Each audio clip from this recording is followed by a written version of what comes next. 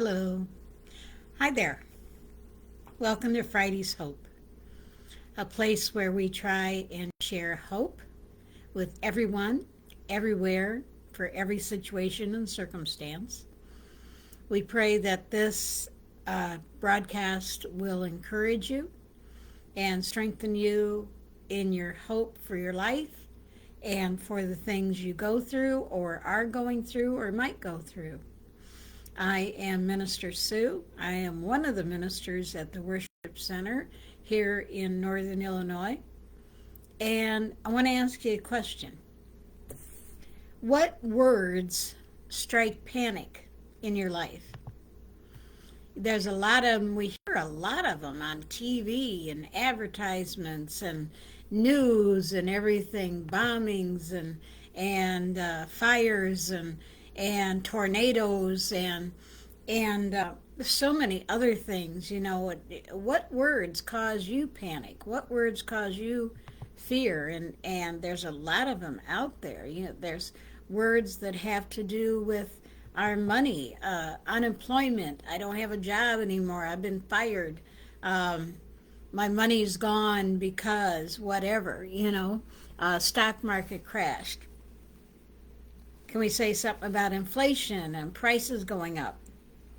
All of those words can cause panic and can really cause some frustration. I know when we had the recession in the 70s, I believe, young man who was amazing, born again believer, believed in Jesus and everything else, but when he lost all his money through the recession, he actually became so depressed that he took his own life. So there are words out there that cause us to panic. Maybe there's words that have to do with our health. What about heart attack, diabetes, stroke, cancer? Those are some words that cause people to go, oh no, or oh dear, or oh, I'm so sorry.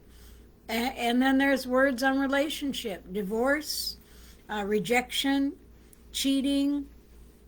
There are all sorts of words that can cause a bit of panic or a lot of panic in us when we hear them, and they are used in your world that has to do with you.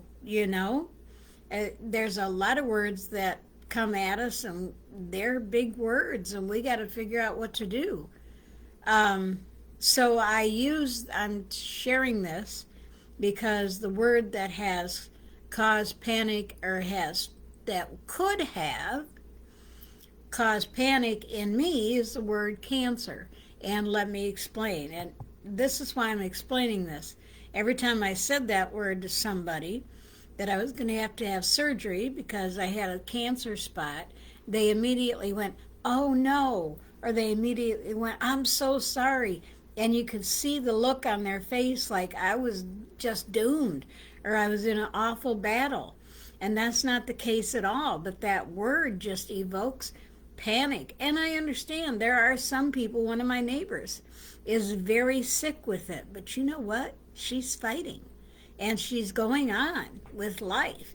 And that's part of Friday's Hope, is to help us understand that we can get through.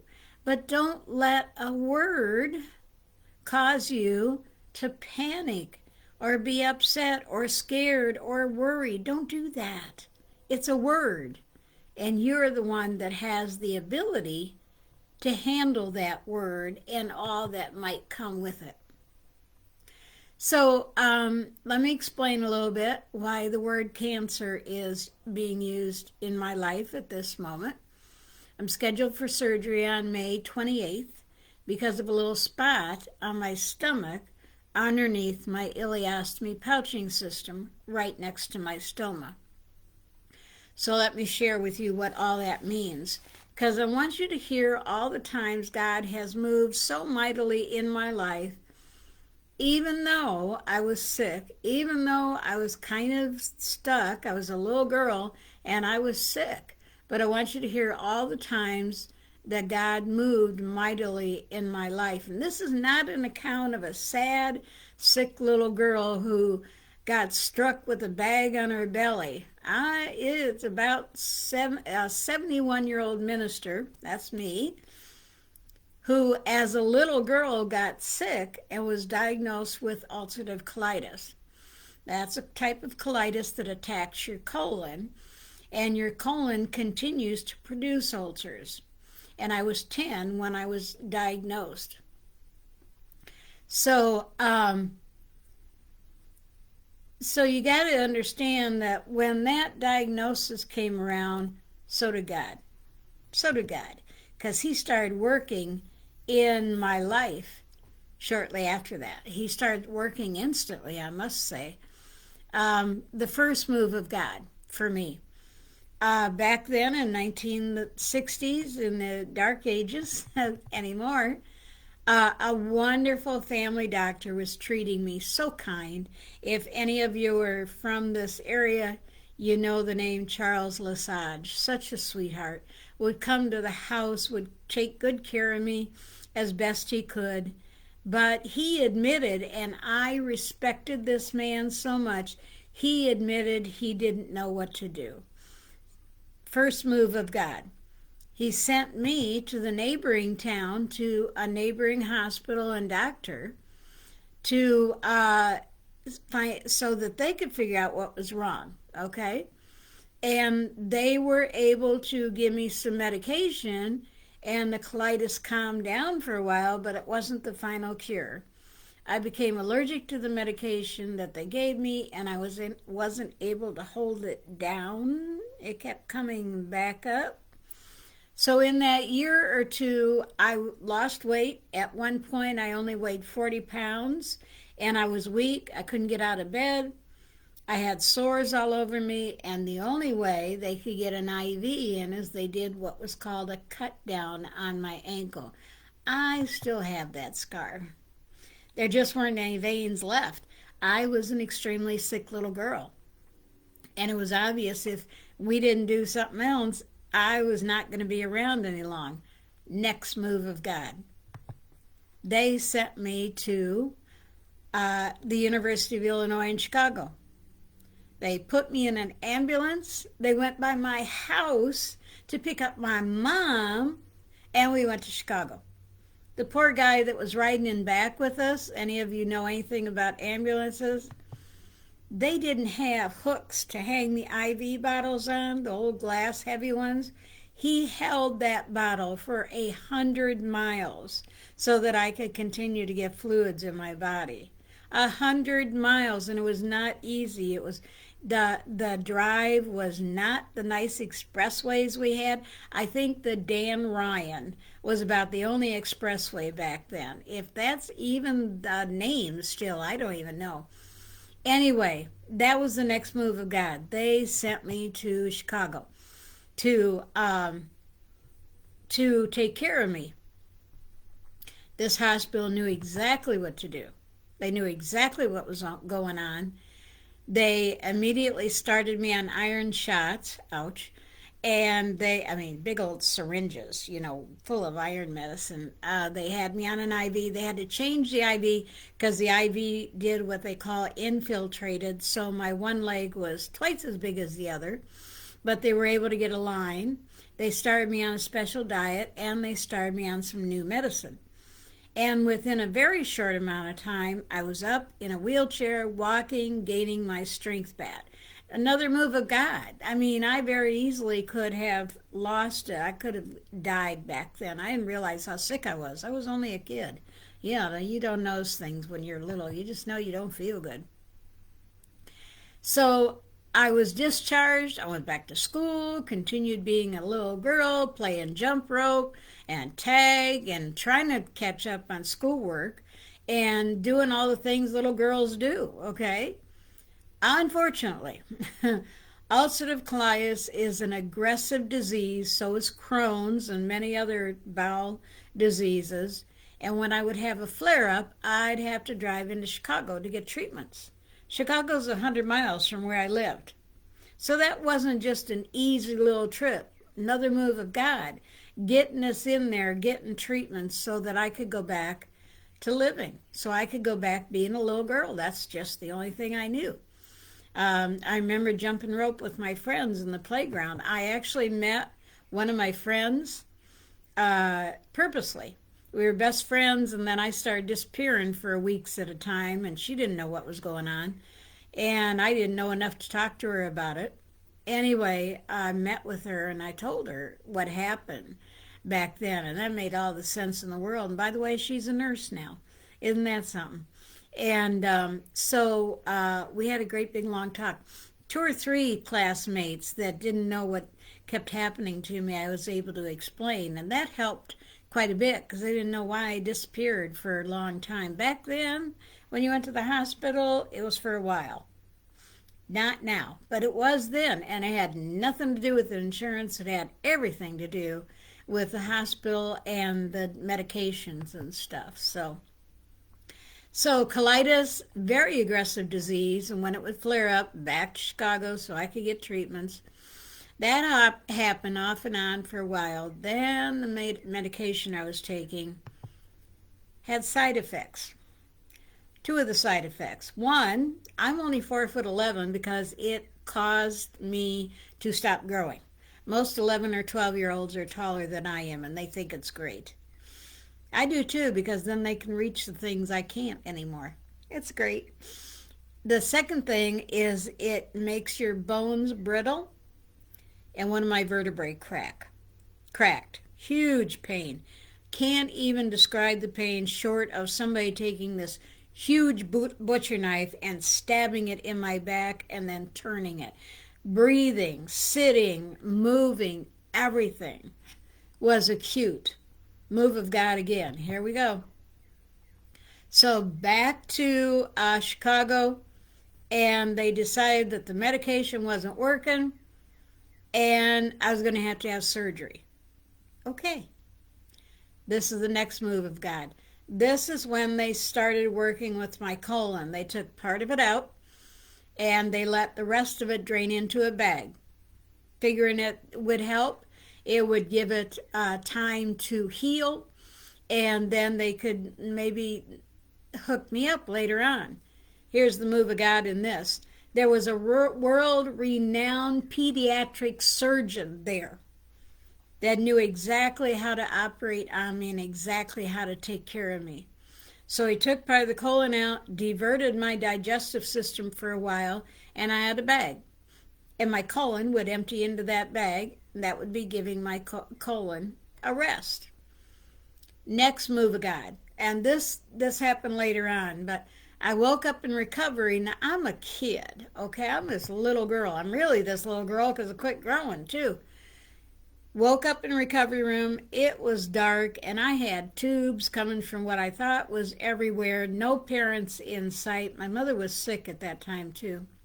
And we lived 100 miles away. Did I mention that? No family, no friends. Of course, I was a kid, so I wouldn't have any friends coming in. And I was by myself. And that messed with me mentally for quite a while. I always struggled with feeling abandoned, alone, feeling like nobody would want to come and help me or see me or visit me, all that goofy stuff. Until one day I was praying about that because it kept coming back up.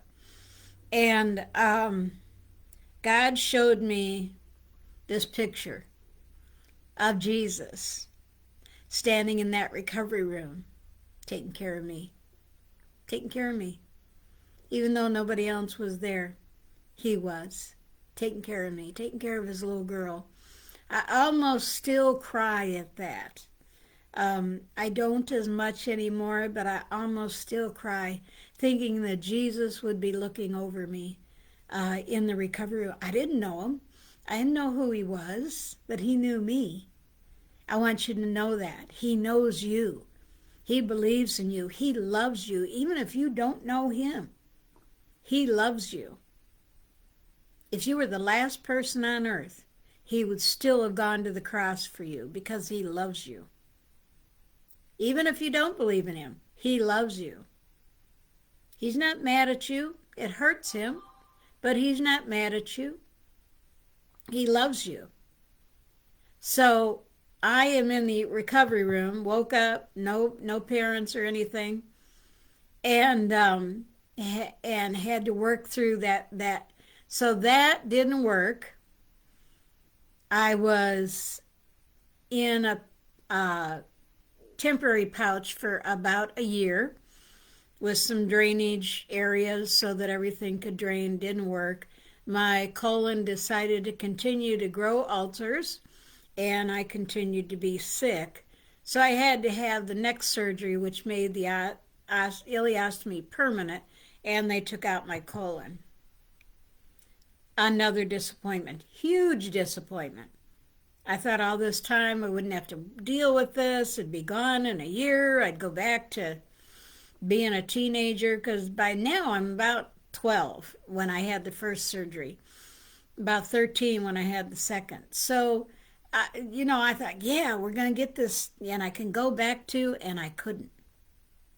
For a long time, that affected me too. And then I had to realize that that huge disappointment affected how I dealt with disappointments, which affected how I dealt with life, because I made sure I didn't have hardly any disappointments in my life. Yeah, that didn't work out really well, but that's the way I dealt with it. Then again, through some counseling, some therapy, some praying, and a few other things, I realized that that huge disappointment really was for this 12, 13-year-old girl. It really was a huge disappointment that I was going to have this bag for the rest of my life. So I went on with life. I just dealt with it like I do, and here's the move of God.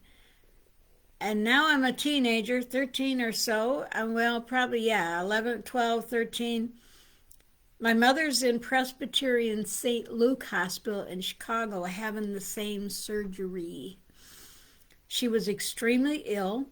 It took 7 pints of blood to just get her back to normal level again. Another move of God.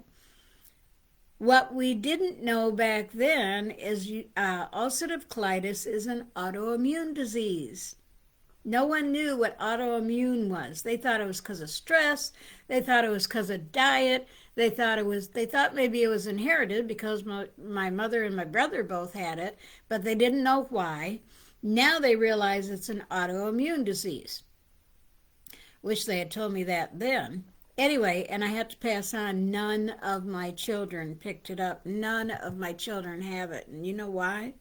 Because of God, and because I prayed that off them. I asked God in so many ways, so many times, cut that, stop that mess, do not let that come into my children, and not one of them have ulcerative colitis, not one. My son has a little bit of bowel problem, but if he took his medications, that would help, because he's sensitive to dairy products, as is my oldest daughter, but she does a pretty good job of taking care of that. My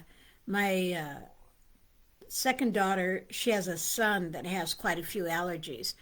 But let me tell you, food allergies, but let me tell you, none of them have ulcerative colitis, and they're all very healthy and can take care of it very well without all the other things that I went through. That's another move of God. So she's extremely ill. She's a Presbyterian St. Luke's in Chicago. And we didn't know it was an autoimmune disease, so we didn't know what to do. So after my surgery, I was sent home, barely knowing how to take care of an ileostomy pouch. And now I'm going into high school. Remember high school? Remember how sensitive you were about everything? The color of your shirt. I'm telling you. And I'm having to walk into high school like this. God gave me the ability to take care of myself, take care of my pouch, get into high school, dress nicely, take care of life, take care of all this stuff. Blended me in with the rest of us crazy teens, had a good time, went to the football games, went to the dances, went to the basketball games, hung out with some friends, maybe skipped school a little bit. Um, we just hung out, and the friends that did know that I had an ileostomy accepted me. So, okay, well, let's go do such and such. God just continued to move my life and say, okay, this is what you got. This is part of you. And no one knew. No one knew unless I told them. Even to this day, if I tell somebody, and of course everybody's going to know about it because I'm on public media, but if I tell someone about what I'm going through now, especially, they'll go, I didn't know. See? They don't. Because God gives us the ability to just simply live life. And that's what he's done with me.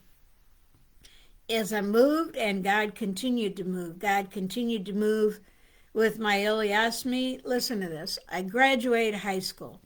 I got married. I had 3 children naturally. I raised 4. I went to college at New Mexico State University. I have an associate degree in early education. The only reason I don't have a bachelor's degree, and algebra and I did not mix, I had a baby and I got bit by a black widow. All 3 of those things I was done with college. That was on me. But I do have an associate's degree on education, early education. We moved 25 times in 30 years, my family and I. My husband struggled with that, and we moved 25 times in 30 years. I've always been active at all the kids' games, the kids' events, the dance, the gymnastics, the volleyball, the soccer, the swimming, the band, Girl Scouts, track, flags, dance.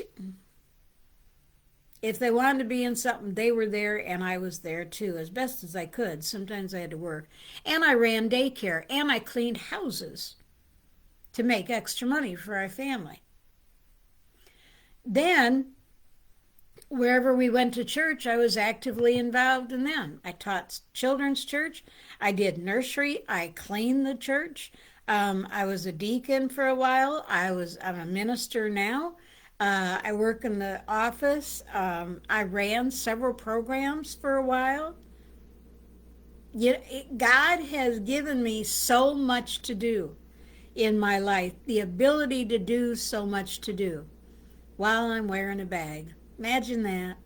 God is great. Can I tell you this? God has great. Have I had a few issues with it? Absolutely. But don't we all have issues? How many people have had a toothache? How many people have gotten sick over the flu or something? Come on, we all have issues. But God continues to help me walk through. And so why do I bring this up now? I have to have surgery again. My ileostomy is not healthy. So the pouch fits on my skin like this, except my skin is like a big round ball because I have a hernia. You ever try and put anything flat on something that's round? Yeah, it doesn't work. So my pouch keeps leaking onto my skin, which caused my skin to break down really badly. Another move of God. You ready? Primary care physician didn't know what to do. This story is going to be real familiar. They didn't know what to do, sent me to dermatology in our neighboring town. Dermatology wasn't sure what to do, sent me to the wound center in the neighboring town. They did some things, but they still weren't sure what to do. They asked me to come in and teach because there wasn't a lot of information about ileostomies in the area that I live. Ended up in a town farther away called Rockford. They have people there that know about ileostomies. They found some cream and a different pouching system. Hear how God did this. Sent me to one, sent me to another, sent me to the people who know what's going on, sent me to a dermatologist up there. They tested my skin. They gave me a prescription for a cream that I can use that healed my skin wonderfully, except one little spot, about the big as my knuckle. About that big. About that big. So dermatology took a test on that. And there are some cancer cells. Now, every time I've said that to everybody, everybody's gone, oh, no, would you quit? Cancer is not that big. Yes, some people are very sick with it. I get that. But that is not the case with everybody. And isn't God bigger than that? Isn't He going to get us through with that? So, the people in Rockford did a PET scan from head to knees, and they did every conceivable blood test they could think of in all these. Yeah, not another cancer cell inside my entire body, except right there in the ileostomy. Now, let me tell you something, and I know this is going to sound weird, but that cancer cell is actually an answer, because I've needed the surgery. I've needed to have this hernia taken care of. I've needed to have the stoma taken care of, but there's not been a lot of people that know how to do it because it's kind of complicated. Leave it up to me to come up with complicated. Anyway, it's kind of complicated, and honestly, the people here really just don't know how to do it. So, this little cancer bubble, it's about that big, right there, that little bubble, actually sent me to University of Wisconsin in Madison, who has the most amazing up to what do I want to say, fine art equipment and people. I am telling you, I walked into the first doctor. She had total knowledge of my ileostomy, but she has an ileostomy nurse who is trained specifically for ileostomies. That came right in with her. We don't have that where I live, not because of any reason. We're just a smaller town. So the doctor comes in who specializes in this surgery, sees what else I need, contacts another surgeon. The ostomy nurse comes in, sees what's happening, marks me for another spot for another ostomy, and I was supposed to have, this is what's another thing, I wasn't supposed to have my first doctor's appointment up at Madison until May 28th. I've seen 2 doctors and an ostomy nurse already, and my surgical date is May 28th. Amazing. Amazing. And this surgery is going to solve several problems all at once. It's going to take that cancerous thing off. It's going to clean up that wound that my skin is still struggling with. It's going to take care of that hernia, and it's going to give me a brand new ileostomy. Look at God just taking care of me. It's amazing. And some of the surgery is going to be done laparoscopically, so I'm not going to be cut into like I used to be. I'm just amazed. And not only that, but UW is state of the art in taking care of you, communicating with you. I got another email today about something that I got to look at. Calling you, letting you know what they're doing, asking you questions. I've had conversations with several nurses, the pharmacist, questionnaires from the anesthesiologist. I've had questionnaires and conversations with many of us. Oh, here's something interesting that is a bit of a struggle with me. They answer the phone. They answer the phone. And if they can't answer the phone and they say they've got to call you back, they do. Oh my goodness. Do you know how difficult it is in some places to get somebody to call you back, or to even get somebody to answer the phone, or to have the information you need?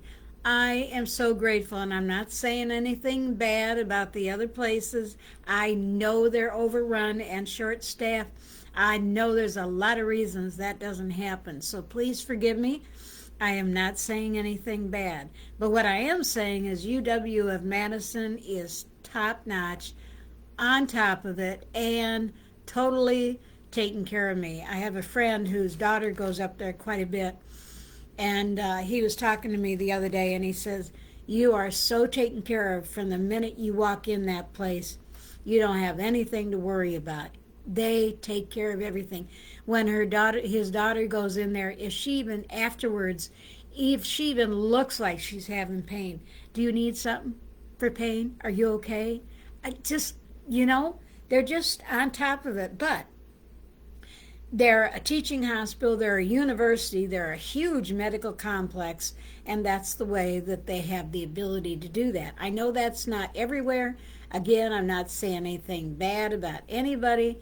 I am just saying that God moved again and put me into one of the best places I can be. When I first found out about this little cancer spot, guess what I did? And I apologize about this being about me, but it's the best way I can show you how God has moved in my 71 years, how he's continued to take care of me. So this isn't about me, this is about the move of God and how he continues to take care of me. I sat in total silence when I found out I was going to have this. And I said, God, help me. And you know what I felt like he said? I heard in my head, you're in my hands. Don't worry, you're in my hands. So I felt like I saw this huge pair of hands, right? And I'm this little person and I'm just tucked right inside those hands of his. And he says, I'm going to take care of you. Like you have been. Like you have been all my life. He continues to take care of you. Have things been difficult? Yeah, but that's okay because time and again he's come and he's taken care of me. Time and again. And he says, I'm going to take care of you. You're in my hands. And then these are the verses. Isaiah 41:10, and I have shared this one before. This has been a mainstay of mine. Fear not. Don't fear. Don't be afraid. I am with you. There that is. Jesus was with you in the recovery room. He's been with me all my life. Don't be dismayed. I don't have to be dismayed or worried about this surgery and this thing like, oh, did I do something wrong or now what or any of that? I don't have to be. For I am your God. He's my God. He's your God too. He is your God, and he is right next to you, and he is not dismayed. He is not going to leave you or forsake you. He's going to help you through. I will strengthen you. That's what he's done time and again in my life. Physically, emotionally, and spiritually and mentally, he's strengthened you. I will uphold you with my righteous right hand. Wow. He held me physically when I didn't have anybody there. He held me emotionally when I was just really sick as a kid. He held me mentally. Time and again. He does that for us. Time and again. I want to encourage you so much. You don't have to be dismayed in your situation. You don't have to be afraid. God will strengthen you. He'll help you. He'll uphold you. That's one of his mainstay promises. He loves you and he wants to help you. Isaiah 49:16, behold, I have engraved you in the palms of my hands. Your walls are continually before me. Where are you going to go if you're engraved in God's hands? Nowhere. Where does a tattoo go if you have a tattoo in your arm? Nowhere. You practically can't remove them. I guess you can with laser, but you can't get removed from God's hands. No.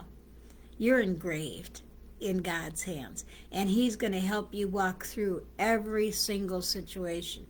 A lady I know was going through a very difficult family situation. I can't share a lot, but I can tell you that she was alone. She's elderly, and she was alone. And God took care of things like you wouldn't believe. I am just saying, took care of everything she needed. I talked to her a little while ago, and she was happy and upbeat, and her voice was higher and happier. She sounded better. God just took care of her. And he's going to take care of you. He's going to get you through. He's going to help you through time and again. Time and again. He loves you. He's going to help you. I've been in God's hands all my life or I wouldn't be here. 10 pounds at age 11? Yeah, I wouldn't be here. And there are words, I wouldn't be here. I wouldn't be doing ministry. I wouldn't be doing all the things I've done in my 71 years. I, I just can only give God credit for how He's taken care of me for 71 years, and He's going to continue. Including this Friday's Hope ministry.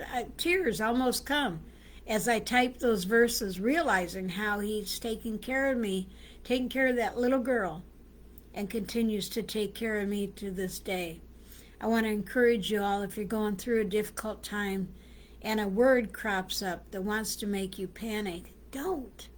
Words can't make you panic unless we let our mind go with it, unless we let our mind just feel, do that. Oh dear, oh my, I've had to talk to several people about this because I am so involved in so many things. And every time that cancer word comes up, boy, they sure get upset. I said, stop that. No, it's just this small little thing, but God's using it to do some things that I've needed done in my life. Wow, praise God. So do not let words cause you to go into a panic. I know there's issues behind them. I get it. Time and again I get it, but I want to encourage you. You're going to make it through. God's got you, and He will get you through. He will give you the ability to get through. How does this little girl go home by herself? My dad was there, but I was a little girl. He was a guy. He worked long shifts. We had a wonderful neighbor who fed us supper. I was grateful for that. But it was pretty much me. My brother was 9 years older than I was, so he was in Iowa working for IBM. So, no, he was in college. He was in college in Chicago. So, don't panic with those words. God's got you. Don't let it go through your head. Stop watching commercials. Oh, my goodness. Commercials talk about the risk of this or the risk of that. You've got to get this medication. Well, maybe you do, but maybe you should ask God to help you through it too. They panic you. You're going to get through it. He'll give you the ability to get through. Time and again. Look, if you're feeling anxious, worried, scared, tell God about it. Ask Him to help you with it. There's some things have come up in my life, and I'm going, I'm feeling kind of da-da-da-da-da, whatever it is. And a lot of times it just goes away. Other times I feel like there's some solutions that come up. Talk to Him. He loves to hear from you. And if you feel like you want to hurt yourself or someone else, reach out for help. Please reach out for help. God's given us so many wonderful resources to get help. And if the first one doesn't work, hello, I am living proof of that. The first doctor didn't help when I was a child. The second doctors didn't help when I was a child. Ended up at the third place, which is University of Illinois in Chicago. Keep reaching out. Keep looking for help. Keep searching. Keep reaching. There is hope. There is a solution. You will get through. I can't tell you how many times I want to say that. Don't let your mind run. Please. Remember the promises of God. Remember that you're strong enough with Him to get through. Keep searching. Keep reaching. There is hope and there is a solution. You will get through this. Because of my surgery, my amazing pastor will be doing Friday's Hope until I'm able. I'm going to be in the hospital a few days, and it's going to take a little while to recuperate. So I'll put his link on Friday's Hope as well as my own Facebook page and wherever else I put information, so that you know that you can still be encouraged. And I want you to take a minute to tune in. Pastor Cole has got some amazing things on hope. His last Bible study was, he's going to shoot me. I can't remember the name of it. But it was right about the mind and what you're thinking. Hi, Pastor Paulette. That's fine, honey. Don't worry about it. Whenever you get a chance. Anyway, Pastor Cole's Bible study was right on. I almost did it for tonight, but I decided not to. I decided to do what I felt like God wanted me to do. But the title of it, I'm looking it up right now, is What is Leading Your Mind, the Flesh or the Spirit? So I have to ask you the same thing. What's leading your mind? What's leading your mind?